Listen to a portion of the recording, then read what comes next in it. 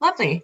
So in terms of what to bring to an interview, this obviously is only going to apply when you're interviewing in person, which I know most of us are not right now, but make sure you have enough copies of your resume for every person you're going to be interviewing with. And then add a few more. You never know who's going to pop into the room, and you would rather be overprepared than underprepared.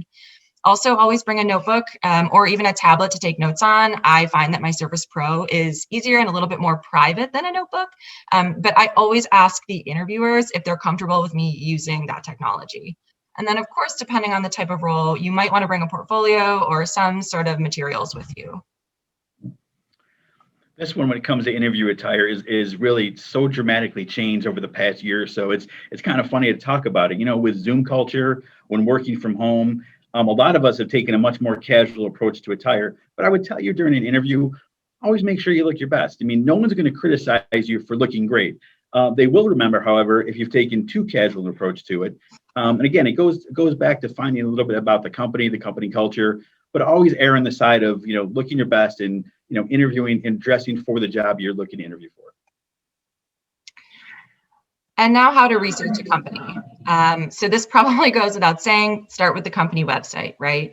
There are the basics, reading the mission statement, about me sections, leadership bios, but also think about the things that are important to you. If you're hoping that your next employer hosts in-office happy hours on a Friday afternoon, read about their culture.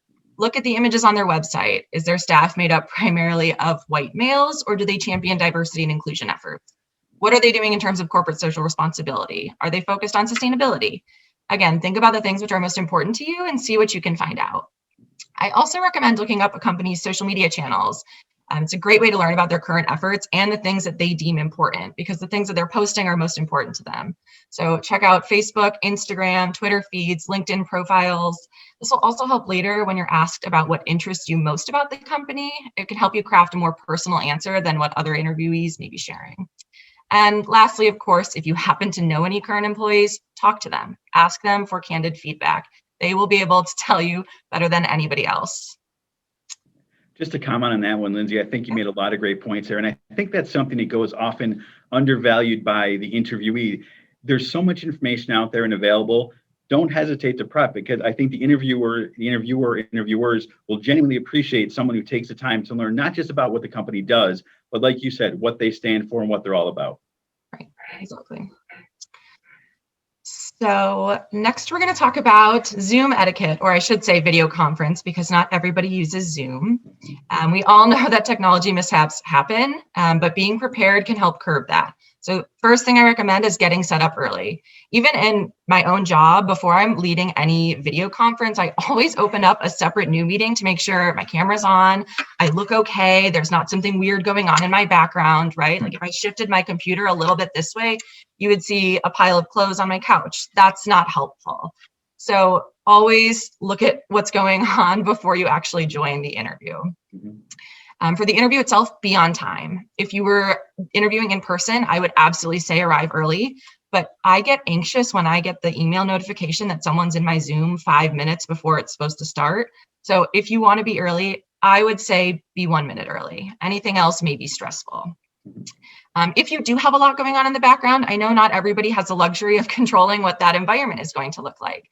Consider adding a very basic, simple, non-moving, non-distracting virtual background. Again, something that hopefully you don't have to use, but they are very easy to find on Google. So feel free to do that.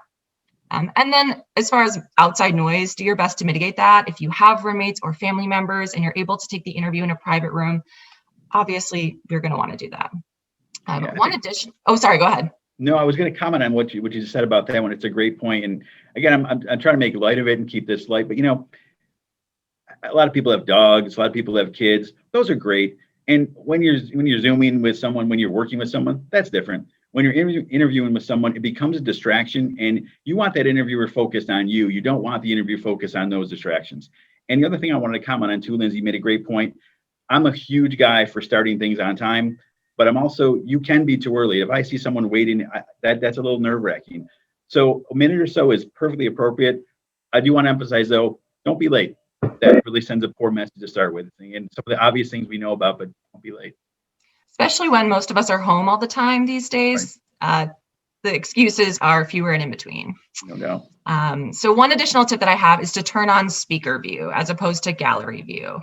So if you're not familiar with the difference, gallery view will show everybody, and speaker view will show the person who's speaking. And this can really help. I mean, we've all probably been distracted looking at ourselves. I'm doing it now sometimes.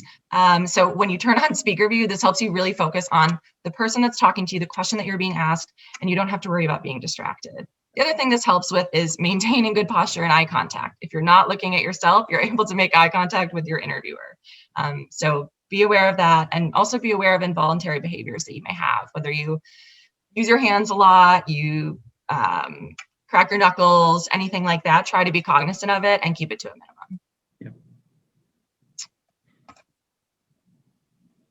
So let's talk about a little bit what happens post-interview. And people have a couple of questions specifically. One is thank yous. How do you do it appropriately? I will tell you, first of all, it's very appropriate to do a thank you. And the best way, in my opinion, to do it is the old-fashioned, old-school personal note. There's nothing wrong with sending an email. Email is fine. I would categorize that. But that personal note is highly impactful. It makes a difference. It makes it clear that you genuinely care about it and care about the job and the individual.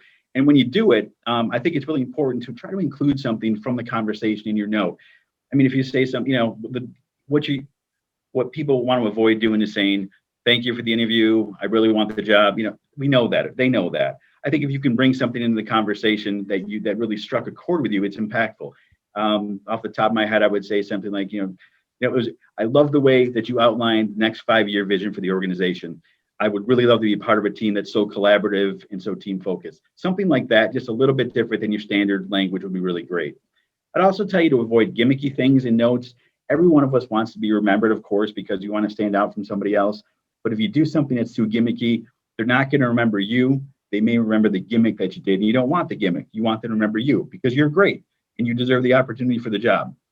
I'd also tell you, people ask a lot of questions about follow-up, what's appropriate. We're all eager for the job, but you got to give the organization a little bit of time to do that. There's so much that goes into a good hiring decision that is not unusual. It might take a few days or up to a week. And I would use that as a standard. For a follow-up, give it a week. After a week, it's perfectly appropriate for you to make an inquiry or a call or whatever. Unless, of course, they've given you a specific time frame. If they tell you, within 48 hours, we're going to be back to you, it's okay then on day 3 maybe to do a checking because they gave you that opportunity. But without any kind of specificity, give them some time. I promise they have not forgotten about you. Yeah, and one other thing that I want to add is I have seen people come to interviews with thank you cards already written. I would say avoid that because that's so impersonal. And it's such an easy thing to do to just wait one more day to send that out. And like Bob said, think of something from that conversation, right? I know it's daunting. I interviewed once with 15 people in a day and I sent each of them a thank you card. And by the end, right, I don't write anymore. My hand, I felt like I had carpal tunnel, but it made the difference. And so if you can, just to reiterate, always send it after your interview. Lindsey, I got to tell you, that is so funny you mentioned it. That happened to me less than a week ago. When I walked half an hour after I got there, the card was waiting for me at the reception desk, which again, was nice, but I'm like, this was already written before the interview even took place. And it was evident when I read it that it was just, that person was kind of checking the box. Right. And it kind of lost some of the meaning it could have had. So it's a great point. Great point. So I guess next what we want to do is let's get into the core what we want to do here, talk about how to answer some interview questions. And let's start with some of the things to know or some of the things we might want to remember as we do this. First of all, something I can't emphasize enough, and none of us remember this when we're interviewing for jobs, but here's the truth of the matter. The interviewer wants you to do well. Their job is not to make you nervous. It's not to trip you up. They want you to do your best, and they're hoping you're great. And you are great. Don't forget that. You're going to be confident. You're great. And here's why. Nobody wants to do 25 interviews when they can do 5. The interviewer is rooting for you, okay? So keep in mind when you're doing it, we're all going to be nervous. We're all going to be jittery. But you're talking to someone who's an ally. You're talking to someone who wants you to do a good job. Now, I'm going to contradict myself a little bit when I say that because unfortunately, despite that fact, there's a lot of interviewers who don't do the preparation in advance that they should do. So you'll sometimes get to an interview and the person will have, your resume and they'll be, so why don't you tell me a little bit about yourself? And and I know that's annoying. So they're going to start with some questions that can be boring and can be uninteresting. Expect that might happen. You can't avoid that. But what you can do, and we're going to help you do this as the course of this goes on, we're going to make sure you give better answers than your competitors give. And I think we'll help you do that. Don't rush to answer questions. I think sometimes we're so eager to make a great impression, like we've got it all figured out, that we'll launch right into our answers. And we don't have to do that. You don't have to do that. It's perfectly fine to take a few seconds, take a deep breath, think about what they've asked you, and give a thoughtful response. It's perfectly acceptable and okay to do that. Be an active listener. I think it's a great way for you to learn about not only the company you're interviewing with, but what's important to the interviewer. Because remember, the interviewer is the one who's making that decision whether you're going to move on in the process or not. So if you know what's important to that person, the best way to do that is active listening. And finally, I talked a few minutes ago about, being nervous. It's okay to be nervous. It's understandable that you're nervous. The interviewer is going to know that you're nervous, but don't tell them that you're nervous. Because sometimes I have interviews and people say, oh my goodness, I'm so nervous. It's almost like, okay, you're setting me up for you could be better, but you're telling me you're nervous. I know you're nervous. It's okay. Sometimes the interviewer might be nervous. So just I don't think you need to acknowledge the whole nerves. Let's take that as a given.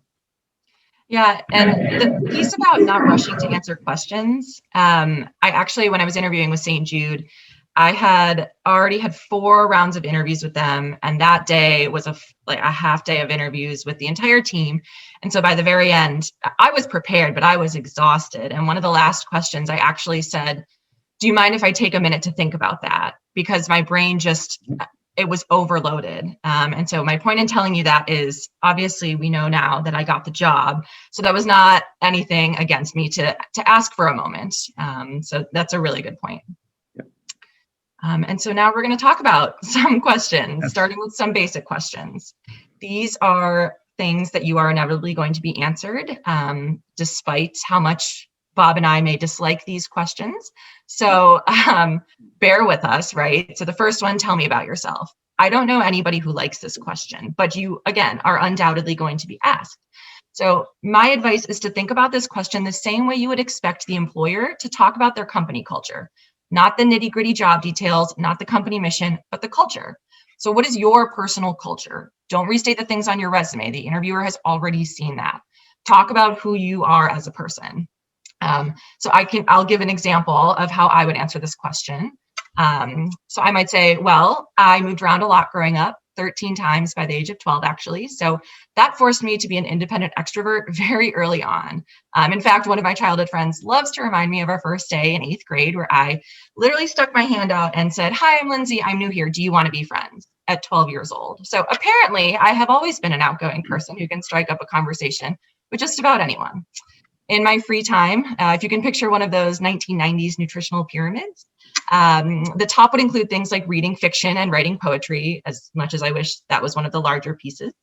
The second section would be running, although I really just hate running. Like, I'm a fake runner. I force myself to do it because I am a charity runner and I run a half marathon every year, but otherwise I wouldn't do it at all. And after that, the third piece would be freelance and other side projects. I recently started painting custom Buffalo Bills denim jackets as a creative outlet and found that I really enjoyed it. And the biggest piece of the pyramid would be filled with family and friends. I would spend all my free time with them if they'd let me, but of course, they are not all as extroverted as I am. Well, so I'm going to comment on that. So Lindsey and I certainly have, let's be honest, we prepared for this presentation, but I had not heard that before. And that is one of the very best answers I have ever heard to that question. And I'll tell you what, I know nothing about, I didn't hear one reference to a resume. I didn't hear one reference to all the jobs you've done and what I learned about Lindsey. And that's what I want to know, because if she's sitting there at the table with me, I already know she's qualified to interview for the job. I don't need to hear the history. I know something about her and I know some very interesting things. That was fantastic. That was really great. So we really didn't rehearse that in advance. We didn't. That was totally not rehearsed. Yeah. So let's go to question 2. Why are you leaving your current job? So here's the thing about it. Everyone's left a job at some point, and it's okay to address this truthfully. Quite honestly, I would tell you a few things. First of all, it's important. Regardless of how you left, okay, whether you left for whatever reason, don't take a negative approach towards your previous employer.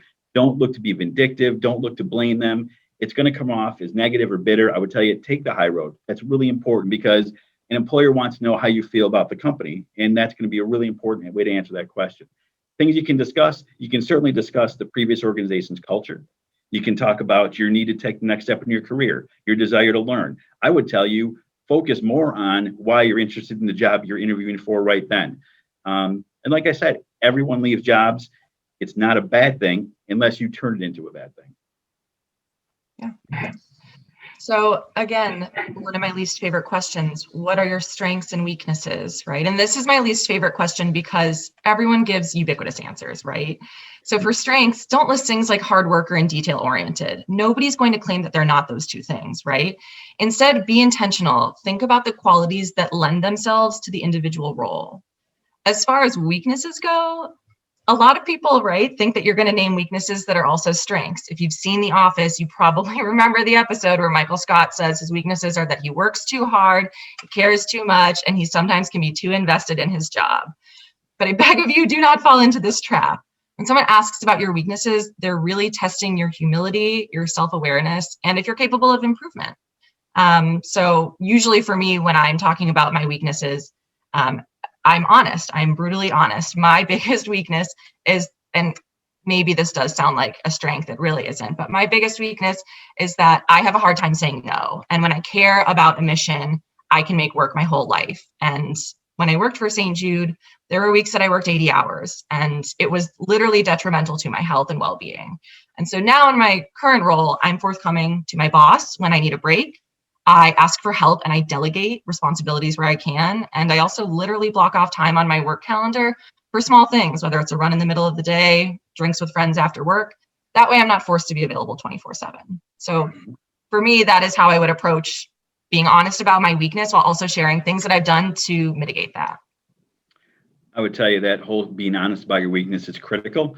I'm going to demonstrate my weakness. It's something I've been working on my entire professional career, and I still have it's involuntary, but I know what happens. And I'll show you what I mean. When I'm with a group of people and I start getting excited about something, what I tend to do is start to talk really, really fast, and I get so excited and people don't understand what I'm saying. And that is something that I can't help unless I pay attention to it. So when I am doing even a presentation like this, or I'm present, I will leave myself little mental cues or actually written cues. I will take a look down every once in a while because I write a little thing to myself, slow down. Because as much as excited as I am, I don't want people to lose the message because they genuinely can't understand what I'm saying. It's a weakness. It's something I have to work on. And again, I think people respect the fact, yeah, I got something I have to work on.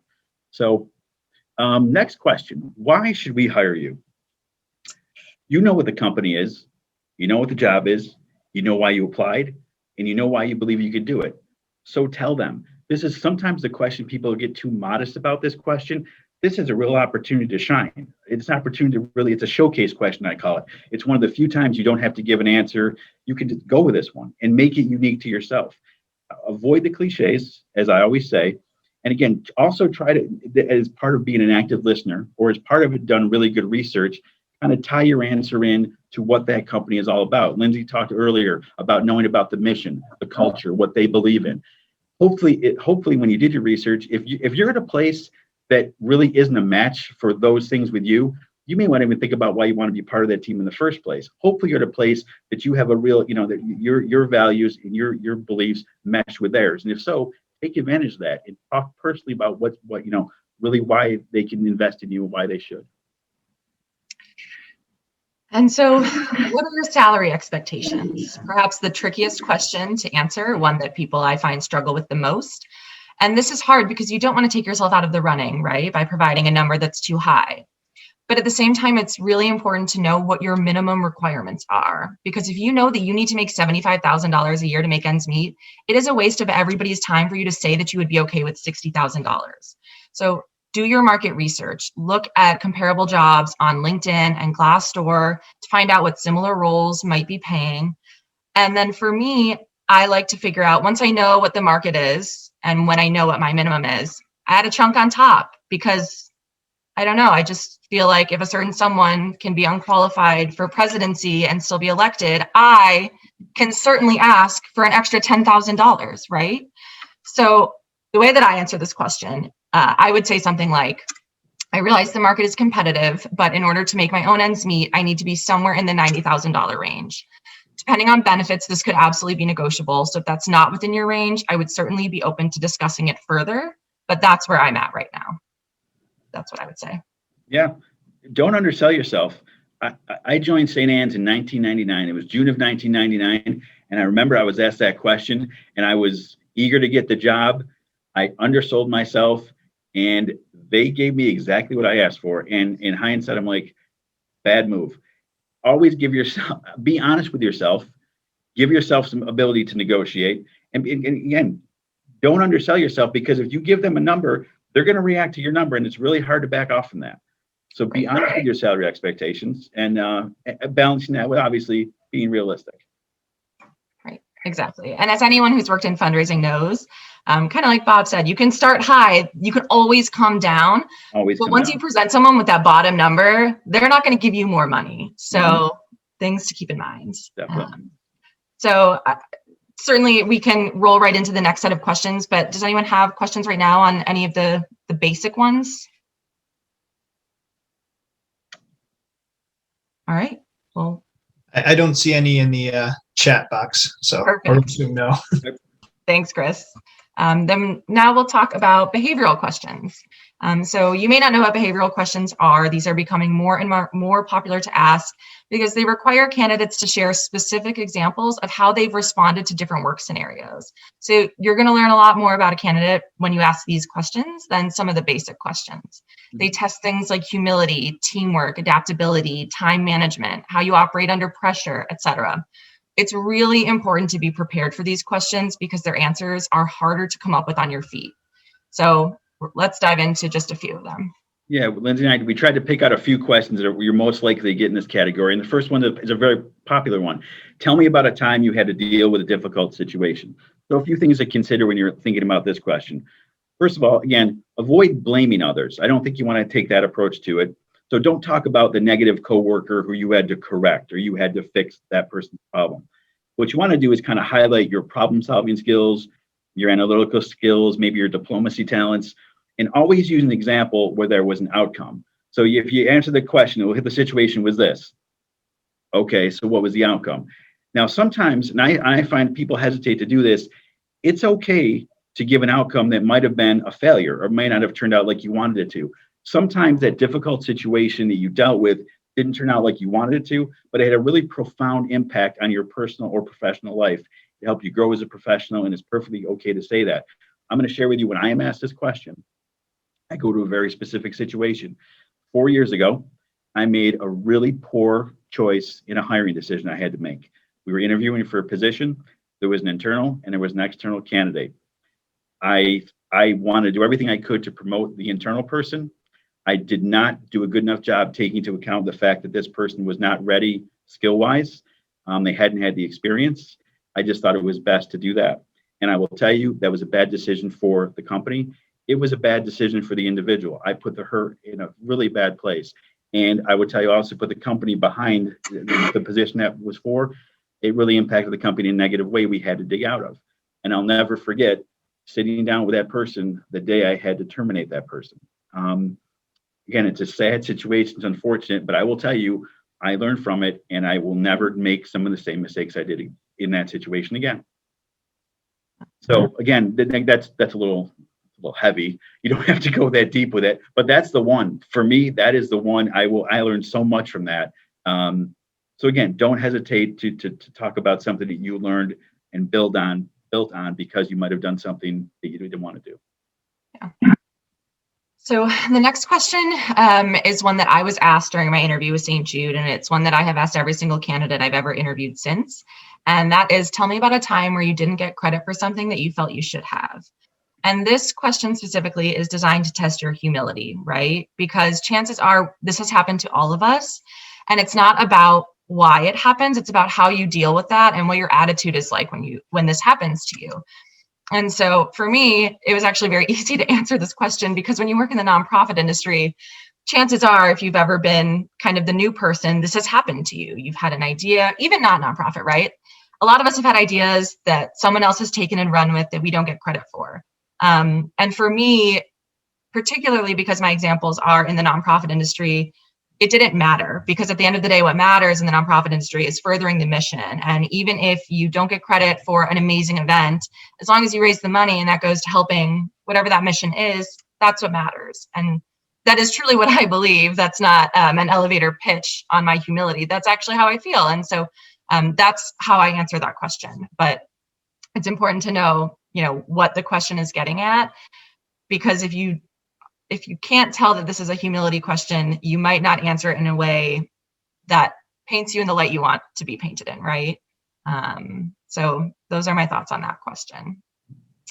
And then, what is your proudest professional accomplishment? I also love this question.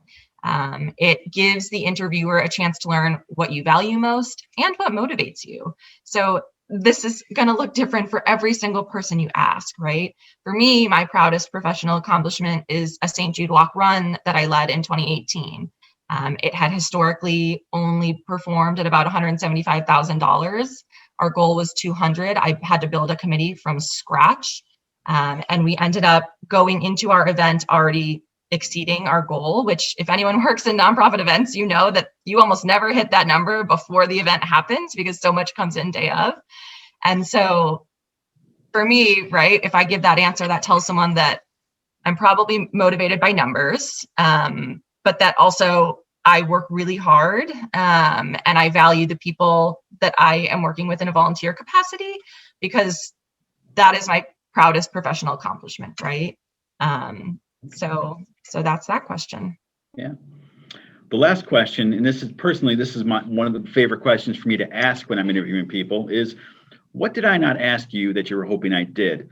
And I use this as kind of the alternative to the question, well, is there anything else you want us to know? I think asking a question this way gives a person a little more, takes the burden off the interviewee, gives them a little more opportunity to brag about themselves a little bit. So if you get that question, is there anything else you want us to know? Kind of take this approach. This one's personal because we're all very different. I would avoid, asking questions, salary benefit questions. You got to take this as a showcase question. One of those questions you can highlight something about yourself. So think about it. If you were hoping or prepped during the interview and there was something you really wanted to, boy, I hope they ask me this because I can knock this answer out of the park, and they don't ask you, ask them, tell them about it. I would tell you for me, personally, I think one of the things I do well, I'm good at bringing together people who might have differences of opinions. So I'm going to say, I wish that, I wish you could have asked me about, my ability to be a collaborator, bring together people with different points of views. Share a couple examples of how I've done that. Just a good example to give them a showcase into your skill set, what you're good at, something they can say, I haven't thought about that, but that's really applicable to the job we're talking about. So again, I'm going to continue to say this. I've said this a few times already. During that interview, you have an opportunity to really, show them who you are and showcase your unique talents. Questions like this give you a chance to do that. And so now the most important question that you are going to be asked in the interview. Do you have any questions for us? And I'm sure Bob will say the same thing. If I ask this and someone doesn't have questions for me, that is a huge red flag that they either haven't prepared or they're not invested in the role. And so my big three are, why should I want to work for you? And I know one of the questions that came in advance was, how do you kind of mitigate nerves? And this really is something that's so important to remember, that as much as you're interviewing for this job needs you too. And Bob mentioned that earlier. So it's really important to find out, what is it about the company that should make you want to work there? This is such an important question. It's probably my top one. Mm-hmm. And then what's your favorite and least favorite part about working there, right? And I think sometimes the least favorite can seem off-putting, but for me, I want to know. And usually it's not anything, someone's not going to tell you, right, that there's a horrible culture, and they're probably not going to be honest if that is the case. Right. But it's very interesting to know what people love and don't love about where they work. And then, of course, what are the next steps in the hiring process? This is something that I can't believe people don't ask, but if you are interested in the role, right, you want to know what the next steps are. You want to know when you can expect to hear from someone. You don't want to be anxious waiting for the next 3 days thinking that, oh my God, did I get it? Didn't I get it? Are they interviewing other people? Aren't they? If you ask, you can help curb that for yourself, Mhm. So those are the 3 questions that I always ask. Yeah, those are terrific questions. And I think, as Lindsey said earlier, it is critical that you come with some questions. First of all, it makes it clear that you actually invested a little bit into your research. I think equally important is I want to know how people answer questions. I think it's really important to know what the interviewers, if they're prepared, because remember, an interview is a two-way street. You need to learn about that company. So, a couple of things I like to talk about. What do you enjoy most about working here? I want to work for a place where people can have good work-life balance. I want to work for a place where people can genuinely enjoy what they do. I want to work for a place who people can have fun at their jobs. It's not a carnival. It's not it's not supposed to be like that. But I want to make sure, I don't want to be a drag. Culture is important to me. Those, again, that's me. Other people may have different things that are important to them. You want to hear what people say. You want to hear from the people who are interviewing you. And hopefully the people interviewing you are good representatives of what the company is all about. They're not going to pick the interviewer randomly. So I'd say that person can give you really good insight there. Again, it kind of goes into question 2. How would your team members describe the organizational culture? It's not the same question. And it's really interesting to me how people view their teams. I think if you're a good interviewer and a good leader, you do know what your team feels, and your answer might be different than their answer about themselves, rather, might be different than their answer about the team. But again, I want to know about the culture, because jobs are jobs. You can get the same job a lot of different places. You want to pick the place that's best for you.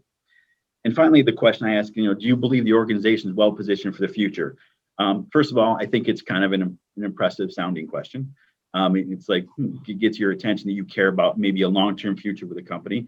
And it also gives you some insight into again, going back to not only what the company's about, but where is that company's energy going to be focused? And can you see yourself being part of an organization who wants to take a certain direction? Companies do evolve over time. And if you see, okay, this company has really been forward thinking, they've got a good strategy, they've got a good vision, I can believe in this company, that's going to make a difference. If you get kind of a bland answer to that, you might be, I don't know if this company is really going where I want them to go. So again, those are my big 3 questions. And so now, does anybody have any questions for us? All right. So we did get some in the chat box, Lindsey and Bob. So I'm going to go ahead and scroll up to the top for the first question. So let's see. The first question's from Ian, and he asks, professionally and personally, does the style of someone's hair affect their opportunities, especially with ethnic hair? How would you work around or combat that? So that's a really good question. I'm happy to take a first stab at that. I think, sure. Unfortunately, anyone who's done an unconscious bias training knows that, unfortunately, again, that does happen, right? It's not just with hair, it's with names on resumes. All of that stuff, unfortunately, we do see bias with. I am truly hopeful that the last year, though we should have been doing this a lot longer, has changed that. And I know, speaking just for my firm, because I work at a law firm, right? And it's global and it's very white collar, but that's not something that we look at, right? We don't discriminate against that. So I think if you are worried about that with a potential employer, it's a privilege to walk away from a job, but maybe that's a job that you want to walk away from.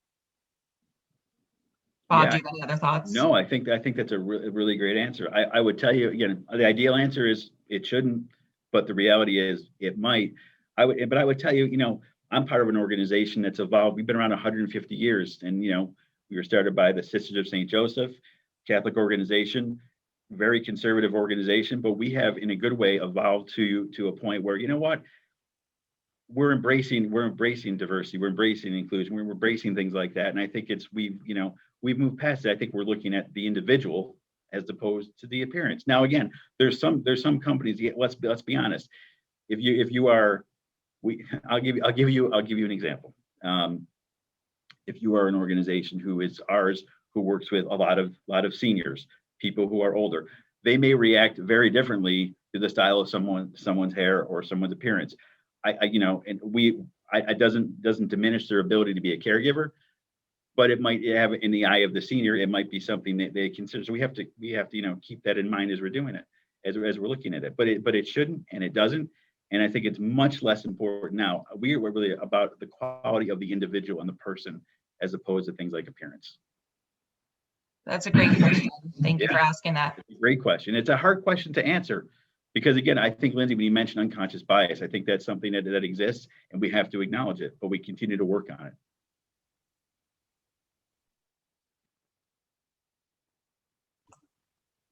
All right. So the next question is, I believe this is related to that last section about asking questions during at the end of the interview when they ask you questions. Should you sell yourself?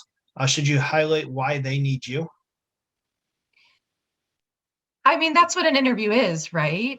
You are selling yourself. And I think, I know I talk a lot about humility, but there's an excellent book that talks about the qualities of a good team player, and humility is one of the few, right? And so you don't want to literally go in sales pitching yourself. Maybe don't talk about yourself like you're God's gift to man, but certainly you're interviewing and they want to know what you're capable of. And it's important to be confident in your abilities. And there's a difference between confidence and conceit. So make sure that you're walking that line. Bob is muted.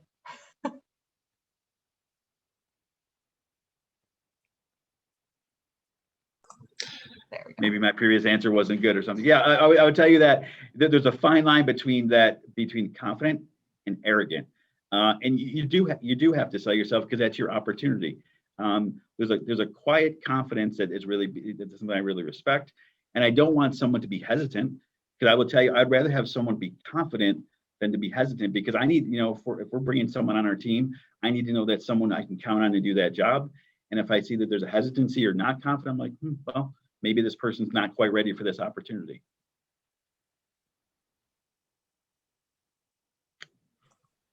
All right. So we've got another question. Is it appropriate to ask about the competition? How many interviewees and how long will it take for a response if you got the position, or when the next interview could be? And again, I think this refers to the questions that you're asking the interviewer at the end. Yeah, so I can start. I would say there's a delicate way to do this. I would not ask, particularly early on, how many people you're up against. The only scenario where I have done this is I had been through many rounds of interviews with 15 different people, and I knew they had let me know that it was down to me and one other person. And so when it came time to ask questions, I said, is there anything that the other person has that I don't, that causes you to hesitate? Because I wanted the opportunity to say, maybe I do have that quality and it hasn't come up. We haven't discussed it. So that's something that I would say you could do, but otherwise I really wouldn't ask about specifically how many people you're up against. And of course the timeline, absolutely ask about that. I ask about that really from the get-go. I pretty much ask in every interview. Usually that is because I'm interviewing with different people. I wouldn't continue to ask the same person necessarily, but absolutely, I would say it's okay to say, what are the next steps? When can I expect to hear from you? Yeah, I would echo that. I would go to the next steps question. Next steps question is perfectly appropriate and a great way to try to get that information. And quite honestly, if you ask that question, they might actually volunteer. They might tell you how many people are involved in the whole process. And again, I think as Lindsey said, the farther along you go in the process, I think at that point you might be able to ask that question. In the beginning, don't worry about it. It's not something you can control anyway. So yeah, exactly. And you're probably going to feel anxious if you know how many people you're up against. Right. So right. No reason to add more anxiety to your plate. Right. All right. The next question is, how does appearance affect your decision with a hire? Do you want to start with that one, Bob? Yeah, sure. I'll take a stab at that one. And it's like, again, a couple things to keep in mind is that, as we talked about earlier, you always want to make sure you're looking your best, you're dressing for the part you want to get. You want to balance between being too casual with overly dressed. I'm going to give you an example of this one, I guess. This was not a hiring decision, but it was a selection decision. I was on a Zoom call with a vendor who was making a presentation to us. And this person was wearing a tank top. A guy was wearing a tank top. during the presentation looked like he had genuinely just rolled out of bed and got on the Zoom with us. I'm not gonna lie to you. I remember that as much as I remember what he was talking to me about. His answers were good, were fine, but I can't lie. I remember, I'm like, geez, seemed like he would have tried a little bit harder to make an impression. And anyone who says that an appearance or an effort doesn't make an impact, it does, because of, we talked earlier, Lindsey said, that unconscious bias. You're going to remember certain things. Now, again, actually, he moved on in the process, his company, so it didn't make it totally take him out of the loop. But I do remember that, and I think you want to be remembered. If you can be remembered for certain things, don't be remembered for that. You want to be remembered for the quality of your answers, for the character of your person and who you are. So again, when you say appearance, I'm assuming we mean attire. You can control those things. So I would err on the side of not doing something that's going to make you stand out in a negative way. Great question. It's tough to give a great answer to. And that's not the great answer. Maybe Lindsey can give a better one. No, I don't know if I can give a better one. I would say it's certainly a little bit easier with Zoom, right? Because you only have to worry about one half. Yeah. And obviously, something that I'm always cognizant of is maybe not everyone has access to the same, whether it's apparel or hair products. As a girl, I put makeup on today, but actually normally I don't wear makeup. And so for me, those are not things that would be detrimental. I think if you are able to, if you don't have maybe the most professional attire available to you, can you check in with a friend? Can you say, hey, do you have a blazer that I might be able to borrow just for this 1 hour?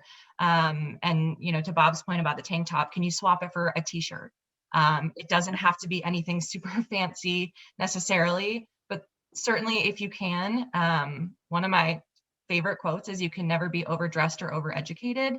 So, maybe don't go full Step Brothers and show up in like a tuxedo, but if you have the ability to dress up a little bit, absolutely, it doesn't hurt to do that. Yeah. And one more thing I would say on that one too, is we've been focusing on know a little bit about the company you're interviewing with.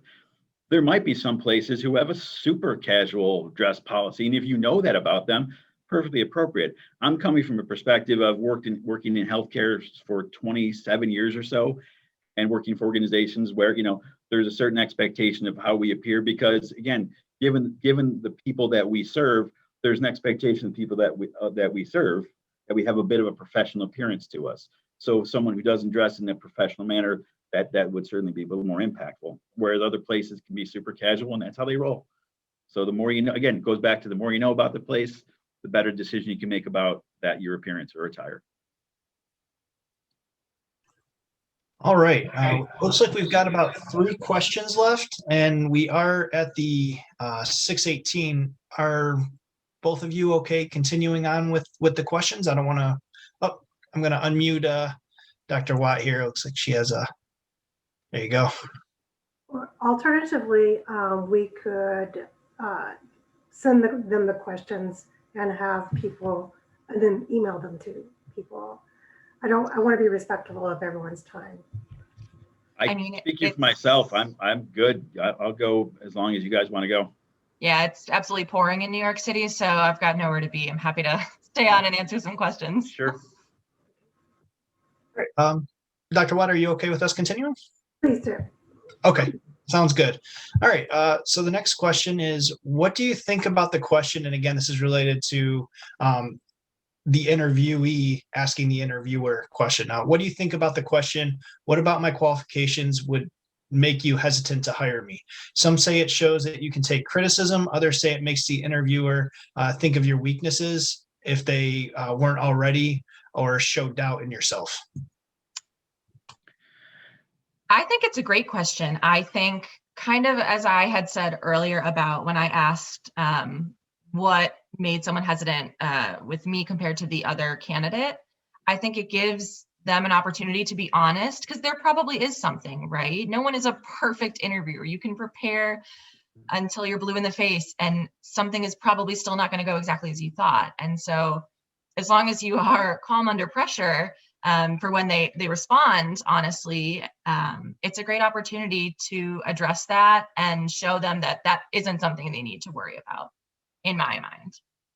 Yeah, I agree. It's a question. I'm going to take a little bit of a different perspective. I guess I would wonder, why you would want to ask that question in the moment, because I think that it's probably a question that I think the person who asked the question said it. Would it give that interviewer the opportunity to think back about something that the person interviewing you caught in a negative way, or is going to provide you with some negative feedback, or you might catch the interviewer off guard?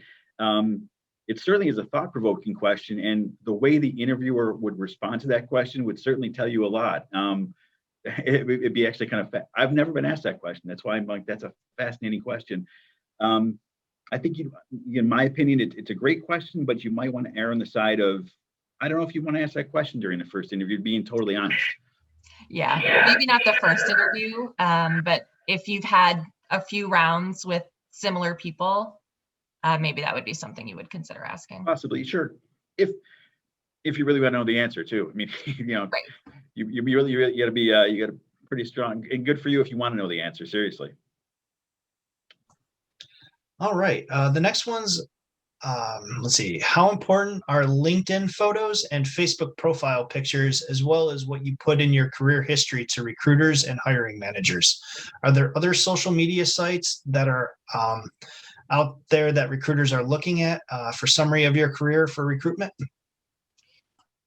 Yeah. So as far as social media goes, I'm almost 29. I basically grew up with social media. I love it. I think I'm hilarious on social media. However, not everybody is going to think that, right? So I know it's not a popular opinion, but please make all of your social media private. There's a very easy way you can do this on Facebook. You can go into your settings and make every single thing private, so you don't have to worry about backtracking. Make sure, and this is really something that you don't see as much of once you're in grad school because you're of age, but certainly any photos that, if you have to question it, I guess I would say, if you are questioning, is this appropriate or not, err on the side that it's not, right? Put something wholesome up there. I know you have a family photo, right? Just throw it up there. So that's what I would say about social media. In terms of LinkedIn, I think photo is not necessarily important, and it's nice to have. Certainly, if you have one, put it up there. But I would not say, if I went to someone's LinkedIn and they didn't have a photo, that would deter me from moving forward with them as a candidate. Everybody's LinkedIn looks different.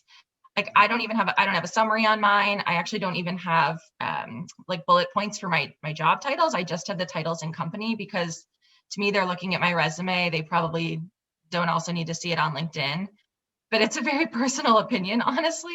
So you'll probably get a different answer from everyone. And then as far as employment history goes, I was just talking about this with a girlfriend, actually, because she was working with a recruiter who wanted her resume to include every single job she'd ever had.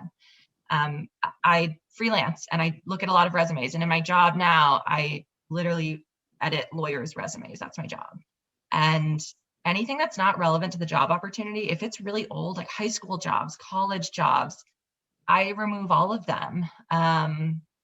That's me, because I don't think they're going to be as relevant, especially when you've been in the workforce for 6, 7, 8+ years. You're going to run out of room. So for me, I would say it's not necessarily critical to have every single job you've ever held on there, but you can certainly verbally discuss that with the recruiter in particular. So it's a great answer. So Lindsey mentioned she's almost 29 and she grew up on social media. So I'll share with you, I'm 51. I did not grow up with social media, but I certainly, I like to think I've embraced it more than a lot of people in my generation, but in a different way. A couple things Lindsey said were spot on. You control everything that's on your social media.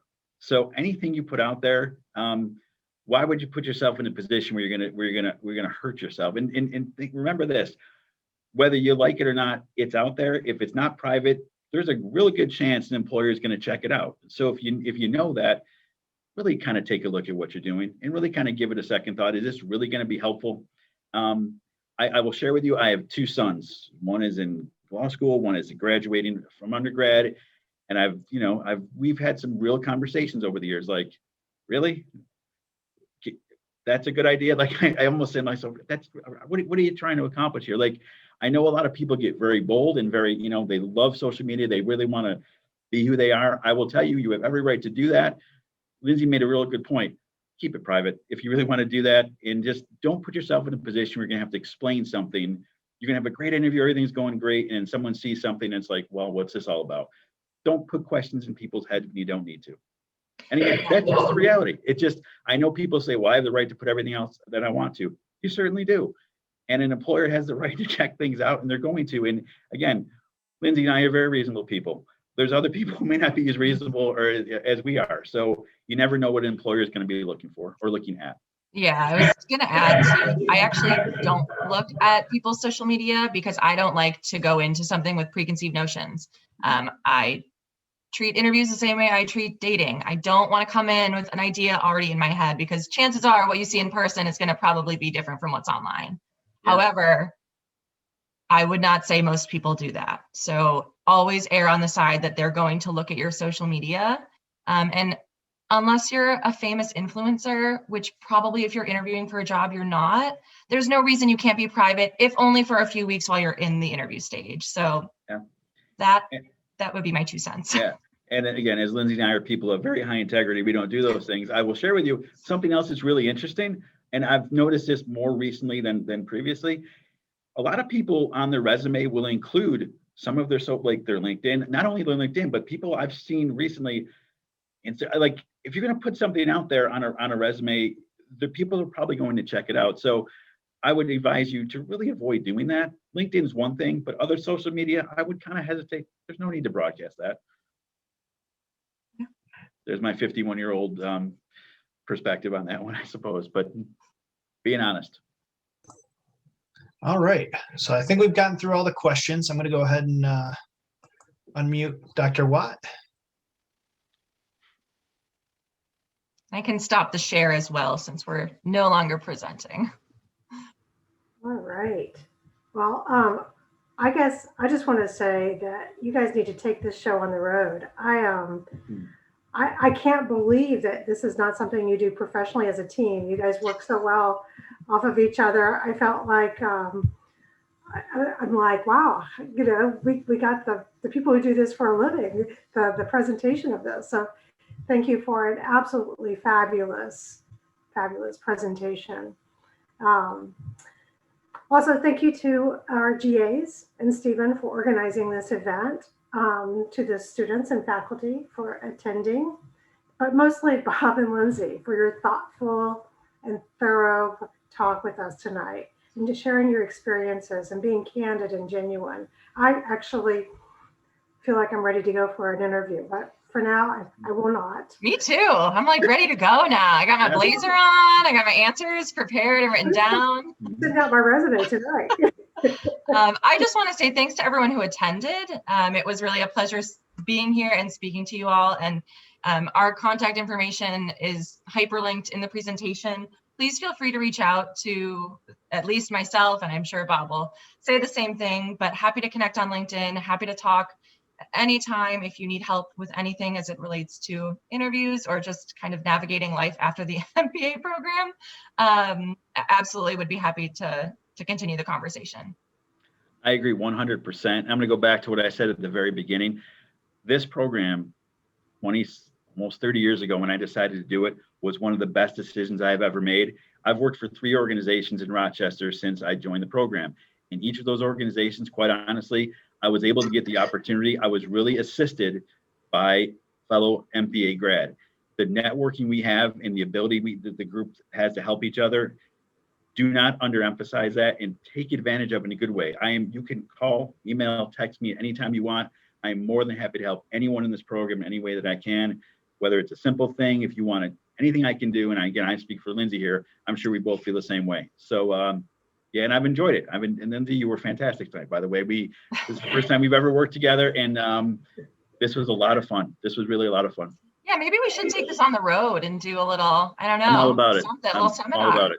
I also just want to plug that if anyone is nearing the end of the MPA program or interested in moving to New York in the somewhat near future, we are hiring for a community engagement coordinator.